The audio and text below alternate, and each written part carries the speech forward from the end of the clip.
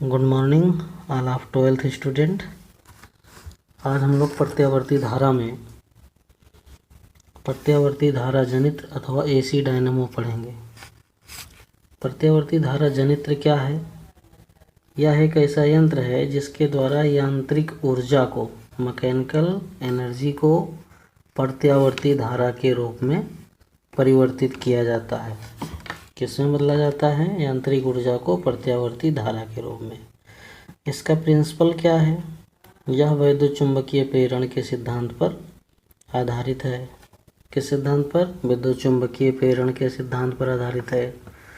जब किसी कुंडली की अक्ष तथा चुंबकीय क्षेत्र B के बीच कोण थीटा हो तब चुंबकीय फ्लक्स का मान NBA cos थीटा होता है।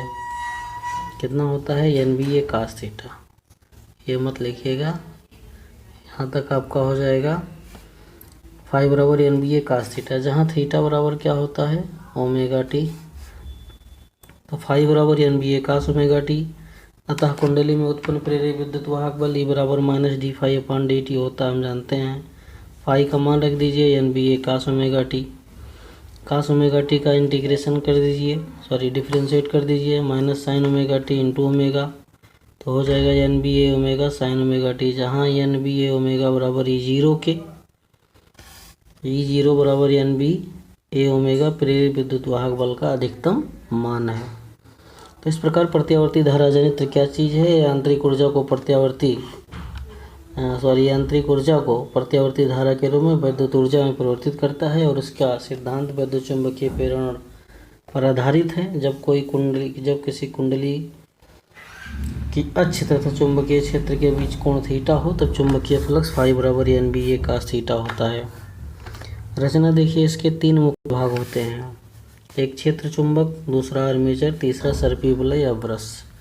फिगर देख लीजिए, ये आपका क्षेत्र चुंबक है जिसका नॉर्थ पोल है और साउथ पोल है, उत्तरी ध्रुव दक्षिणी ध्रुव। इसमें एक कुंडली, आर्मेचर कुंडली ABCD रखा होता है और इस कुंडली का संबंध एक सर्पी वलय और ब्रुश से, XY ब्रुश से किया होता है, जिसे बाह्य परिपथ में एक विद्युत बल्ब से कर देते हैं।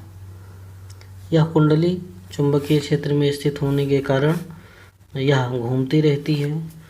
AB और CD क्रमशः ऊपर नीचे आते रहते हैं, जिससे चुंबकीय फ्लक्स में परिवर्तन होता है और धारा बहने लगती है। यह इसकी कार्यविधि है, स्ट्रक्चर है, इसको बना लीजिएगा।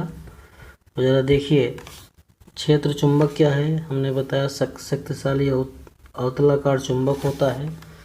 इसके द्वारा चुंबकीय क्षेत्र बल रेखाएं चुंबक के ध्रुव या न्यास की ओर होती है। आर्मेचर क्या है? आयताकार कुंडली जो हमने बताया ABCD होता है। कुंडली कई फेरों की होती है तथा ध्रुवों के बीच क्षैतिज अक्ष पर जल के टरबाइन से घुमाई जाती है। सर्पी वलय या ब्रुश क्या है?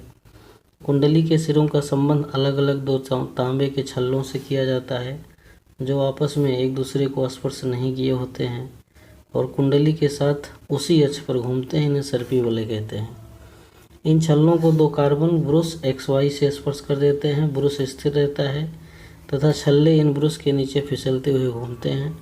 इन ब्रुशों का संबंध एक बाह्य परिपथ से कर दिया जाता है, जैसा हमने चित्र में आपको बताया। कार्यविधि हमने बताया, क्षेत्र चुंबक में ऊपर के कुंडली घूमते रहते हैं, जिससे चुंबकीय फ्लक्स में परिवर्तन होता है और प्रेरित विद्युत वाहक बल उत्पन्न हो जाता है। वही लिखा है, जब आर्मेचर कुंडली ABCD घूमती है तो कुंडली से होकर जाने वाले फ्लक्स रेखाओं की संख्या में परिवर्तन होता है तथा कुंडली में धारा बहने लगती है। अब मान लीजिए कुंडली दक्षिणावर्त दिशा में घूम रही है तथा किसी क्षण क्षैतिज अवस्था में है।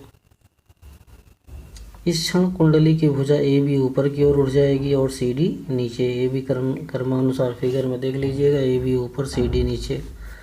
तब इन भुजाओं में प्रेरित धारा की दिशा वही है जो चित्र में दिखाई गई है। अतः धारा ब्रुश X से बाहर जा रही है तथा ब्रुश Y वापस आ रही है। जैसे ही कुंडली अपनी ऊर्ध्वाधर स्थिति से गुजरती है, भुजा AB नीचे की ओर लगेगी तथा CD ऊपर हो जाएगी। अतः अब धारा ब्रुश Y से बाहर जाएगी तथा ब्रुश X पर वापस आएगी। इस प्रकार आधे चक्र के बाद बाह्य परिपथ में धारा की दिशा बदल जाती है तब परिपथ में प्रत्यावर्ती धारा उत्पन्न हो जाती है। आगे हम लोग अगले क्लास में देखेंगे। धन्यवाद।